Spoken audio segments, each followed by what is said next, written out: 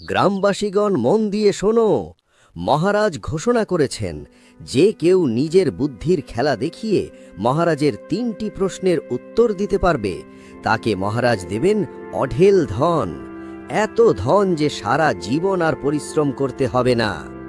আরে বাহ, দারুণ প্রতিযোগিতা রেখেছেন মহারাজ। বুদ্ধি দিয়ে যদি এত ধন পাওয়া যায় তাহলে কাজ করার দরকারই বাকি। হ্যাঁ হ্যাঁ, ঠিকই বলছো। তাহলে আর দেরি কেন, চলো রাজপ্রাসাদে যাই। এই কথাগুলো গ্রামের এক মেয়ে কামিনী শুনে ফেলে। এই তো খুব ভালো সুযোগ, আমাকেও রাজপ্রাসাদে যেতে হবে। আমি যদি বুদ্ধি দিয়ে এই পরীক্ষা জিতে যাই তাহলে আমাদের জীবনটাই বদলে যাবে। আমার এখনই নীরার সাথে কথা বলতে হবে। নীরা, কি করছিস? চল রাজপ্রাসাদে যাই। রাজপ্রাসাদে কেন? সেখানে কি করতে হবে? আরে নীরা, মহারাজ বুদ্ধির 3টি পরীক্ষা রেখেছেন। যে তাতে উত্তীর্ণ হবে সে প্রচুর ধন সম্পদ পাবে। তুই তো জানিসই আমার অনেক বুদ্ধি, আমি তো এই পরীক্ষায় নিশ্চয়ই জিতে যাব। চল তাড়াতাড়ি যাই। না দিদি, যেতে হবে না।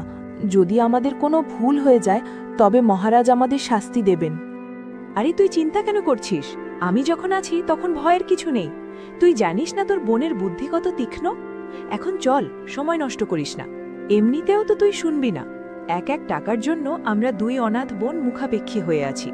কে জানে, এই উছিলায় হয়তো দুবেলা ভাতের জোগাড় হয়ে যাবে। শেষে নীরা রাজি হয়। 2 বোন রাজপ্রাসাদের দিকে রওনা দেয়। আচ্ছা, তাহলে তোমরা নিজের বুদ্ধির পরিচয় দিতে চাও। এবার বলো, তোমাদের মধ্যে কে নিজের বুদ্ধির খেলা দেখাতে চাও? মহারাজ, আমি এই প্রতিযোগিতা জিততে চাই। আমি আমার বুদ্ধি দিয়ে করে দেখাবো। শোনো, এটা কোনো সাধারণ প্রতিযোগিতা নয়, এটা বুদ্ধির আসল খেলা।